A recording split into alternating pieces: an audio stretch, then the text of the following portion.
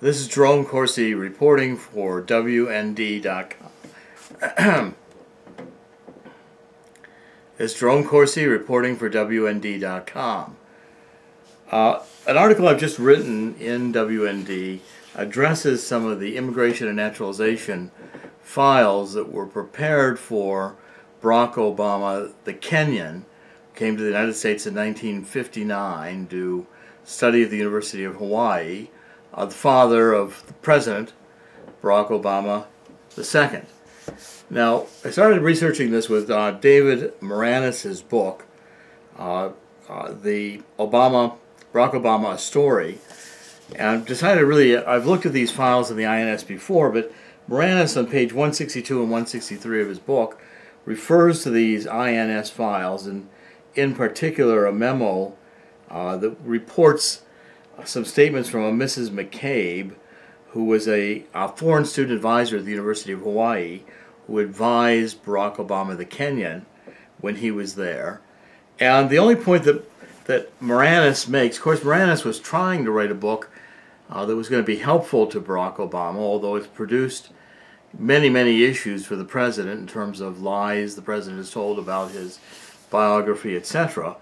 But here, the point of this McCabe memo, a memo that was authored by someone in the Immigration and Naturalization Service named Dahlin, but McCabe evidently told the INS that Barack Obama, the Kenyan, even though he was supposed to have been married to Ann Dunham at the time, had a lot of girlfriends at the university and was running around pretty aggressively. And of course, the only point Moranis wants to make of this is that McCabe was upset because this was politically incorrect, that she was upset because an African was running around with women of different races at the university, and she had a racial reaction to the news. Well, that's completely a distortion of what these INS memos were about. As I poured into them, I can understand why Moranis wanted to distort and change the direction of what these memos were about. The INS file basically, I think, establishes the groundwork for understanding that in 1961, the year the president was born, the Immigration and Naturalization Service in Hawaii did not believe that the Kenyan was married to Ann Dunham legitimately. They had good reason to believe that it was an arranged marriage for immigration purposes, and they did not believe that the Kenyan was necessarily the biological father of this child, who turns out to be the President of the United States. So I can see why Moranis wants to misdirect attention from these records, because when we get into them, which I do in this article in WND, you'll see the point. The memo from Lyle Dahlin to the file, which was in April 1961, does document that the Kenyan had a lot of girlfriends at the university, but the memo starts out by saying, look, he was married to Ann Dunham. Well, the point about the girlfriends was that the INS in 1961 is looking for all the indications that people have a marriage of convenience. A foreign national comes in and arranges a marriage to a U.S. citizen, and then claims that that's a basis for being in the country as an immigrant seeking permanent residence and ultimately citizenship. And what McCabe is saying is, look, if he's fooling around with other girls, several girls at the university, it's unlikely he's really married. Certainly that doesn't indicate any kind of faithfulness to Ann Dunham. And then it turns out that McCabe finds out that Barack Obama, the Kenyan, also had a wife in Kenya. And that would mean he had committed bigamy. He was a polygamist. So the question is this again raises issues as to whether the marriage to Dunham is legitimate. Now, the memo makes it clear that the Kenyan said, oh, don't worry about it, because in Africa all you have to do is say you're divorced and tell the wife that you're no longer married to her, and that constitutes divorce. And then what the INS, the Immigration and Naturalization Service, ultimately figured out was that as long as the Kenyan was only applying for temporary status in the United States on a visa as a student, it didn't matter whether he was legitimately married to Ann Dunham or not. But a handwritten note in the file, in the last paragraph of the memo, makes it clear that if Ann Dunham or Barack Obama, the Kenyan, try to use this arranged marriage and the fact that there's a child of the two coming, because when this memo was written, Ann Dunham would have been pregnant with the future president, the INS is saying, well, we're going to contest that because we don't think the documentary evidence is here to really establish this is legitimate marriage. That's what the memo was really all about. Now, if you look again to the full file, there was also a non-redacted version of that memo that appeared in the Boston Globe. A woman there, one of the reporters, had permission from the INS to look at the full file, and the key sentence that was redacted in the version that we have was that in this, McCabe told the INS office in Hawaii that in fact the subject, namely the Kenyan, got his USC, U.S. citizen wife, Hapai or Hape, which means pregnant, slang word for pregnant. They're married, but they don't live together, and someone of that's cut off, Miss Daniels or whatever, the Salvation Army says they want to give the baby away. Now again, what McCabe is telling INS is that these two don't live together, the Kenyan and Ann Dunham. They say he got her pregnant, but she wants to give the baby away. It doesn't sound like he's a very committed husband, and they don't live together. Now, with that evidence in place, it's very difficult to come to the conclusion this was a legitimate marriage.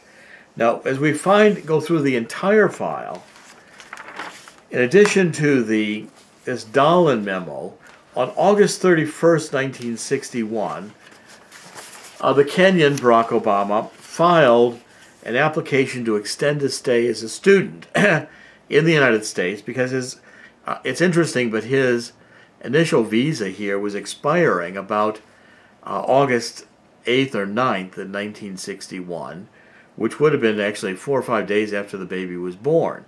So the Kenyan was worried, how am I going to stay in the United States? He'd have to apply for a visa extension, and when he does, he puts down the name of his wife incorrectly, Ann S. Dunham, which was a form that Stanley Ann Dunham, I'm not familiar with having used previously.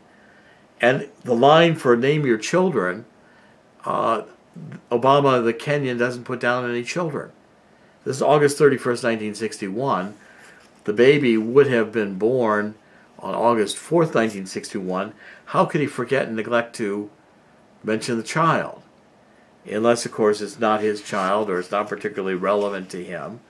And even with the name of his wife on this, there's first a scratched out name. It looks like the Kenyan may have been filling in the name of his Kenyan wife until he remembered that's what he wasn't supposed to do. But interestingly, since, again, the Kenyan did not apply for immigrant status and permanent residency based on this USC wife, USC, U.S. citizen child, the Immigration Naturalization Service approved this student visa because all that was required to prove to get the student visa extended was that he was a student at the time in good standing. And he was. He was at the University of Hawaii, the Kenyan, in 1961 when the baby was born. And that's all the INS cared for. But evidently, the Kenyan knew not to apply using the U.S. citizen wife and child as a reason to be here permanently. And it's interesting, why not? If he had applied for that, he wouldn't have had to go through these yearly applications to extend his temporary stay as a student, and ultimately could have stayed as long as he wanted if he had been judged legitimately to be married. And why wouldn't he do that? If the marriage was legitimate, the child was his, what did he have to worry about an investigation the INS might do? Why not just go ahead and say, yeah, I'm a U.S. citizen, I'll stay? Most likely at the time, he probably could have kept his Kenyan citizenship and been a dual citizen. At any rate, He decided not to utilize the U.S. citizen route, didn't even mention his child's name, August 31st, filling out this form. There's one final document, a Woods memo.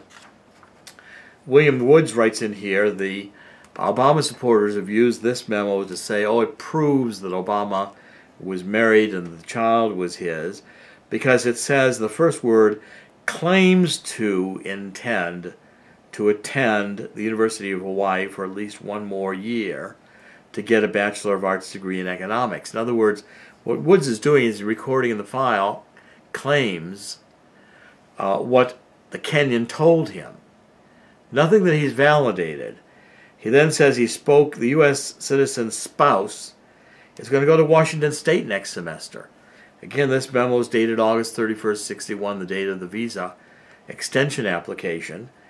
And it's interesting, of course, that contradicts the story Obama's always told, that Mommy and Daddy stayed together in Hawaii until Daddy in 1962 went to Harvard. Within a month of the baby being born, Ann Dunham is in Seattle taking extension courses at the University of Washington. They note that here, again, that's an interesting consideration, because if the mommy's just headed off to Washington, how are these two married? He's going to stay there. You know, again, they don't live together. The address down that Obama put, the Kenyan put on this temporary stay application to extend it, was in Alacaster Street, when the mommy lived in the address Galianioli Street, the address that's listed in the birth announcements. The record fully documents they didn't live together, not even when she was pregnant, not even when the first weeks of the baby being born.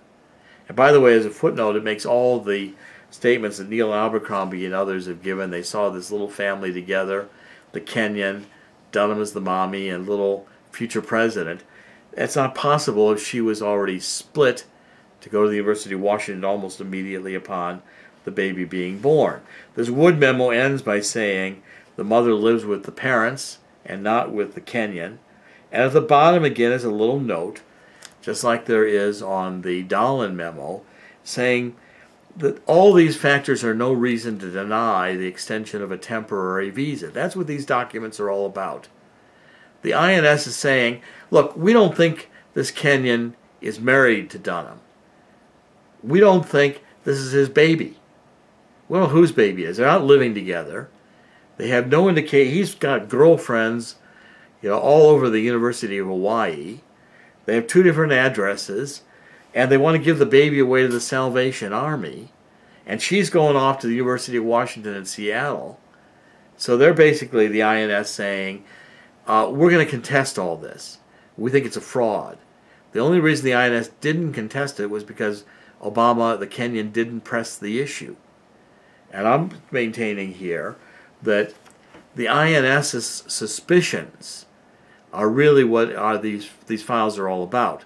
If the INS had reason in 1961 to doubt that the Kenyan was married to Ann Dunham, or the Kenyan was the biological father, then even in 1961 these questions were there.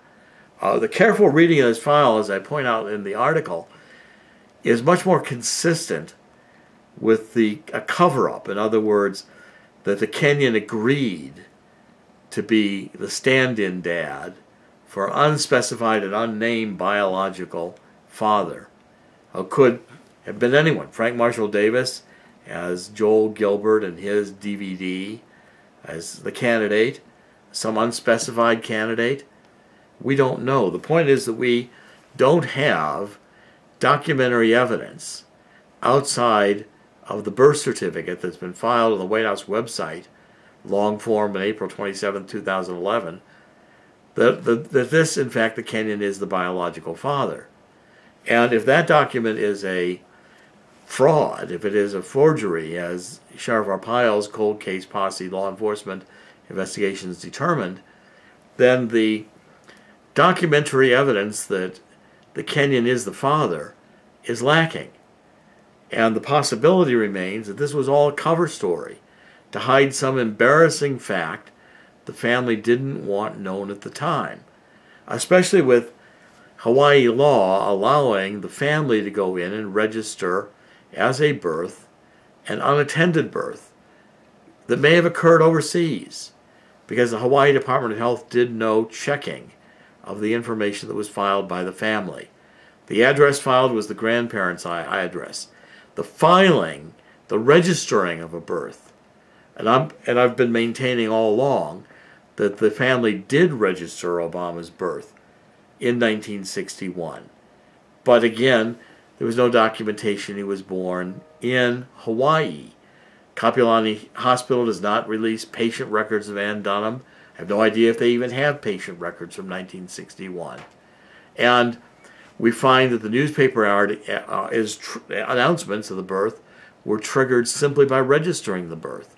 But Hawaii law would have permitted the grandparents to go in and register the birth, even if Ann Dunham decided to go to Kenya to have the baby, maybe to further induce the Kenyan Barack Obama to accept her.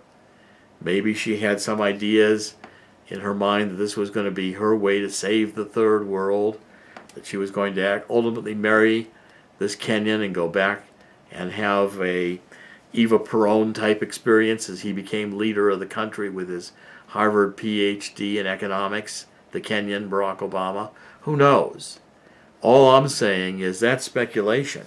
What's lacking is the documentary evidence in 1961 that these two were married, or that the child is the biological child of the Kenyan. And if the INS had those doubts in 1961, it's appropriate that we have the same doubts in evaluating the eligibility of Obama to be president under Article 2, Section 1. If the Kenyan isn't the father, if this is all a lie, who is the father? Is this birth fraud in Hawaii on a massive scale? We won't know until we see the original records.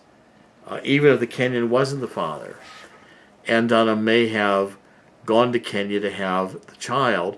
We really don't know the whereabouts of Ann Dunham from the time she quit going to the University of Hawaii until she shows up at the University of Washington in September 1961 to begin attending extension classes, 1 month after the baby's born. There's 6 months missing in the Ann Dunham chronology for no documentation, during which she could have been easily in Kenya. As we pointed out, the entry papers, the INS entry papers for the week Obama was supposedly born, August 4th, 1961, are missing for planes coming in from the Pacific to Honolulu. Conceivably, they came in with a baby through Indonesia or through the Pacific routes, one or the other, not through London or Idlewild in New York, and that would account for, that missing week and the missing INS documents may link to the re-entry of the baby into the country. We don't know. My point is, these INS documents weren't about the INS being offended because Barack Obama was dating across racial lines at the University of Hawaii. The INS was concerned because Barack Obama's continued sexual activity after a supposed marriage to Ann Dunham indicated the marriage was a sham from the beginning, and his lack of attachment to this child indicated to the IRS it was again unlikely and certainly not proven that the child was the Kenyans. And if those facts were going to be used to grant immigration status, the INS was going to contest it. That's the record. I show it in the articles. You'll see it here. And in fact, I think it produces a very good documentary basis from the INS itself in 1961 to go back and to probe deeper into the nativity story and the birth mystery that really surrounds the president, as yet unresolved, going now 4 years into the first presidency, with a re-election campaign coming, and the possibility that the Kenyan all along was never the real daddy. This is Jerry Corsi reporting for WND. Thank you.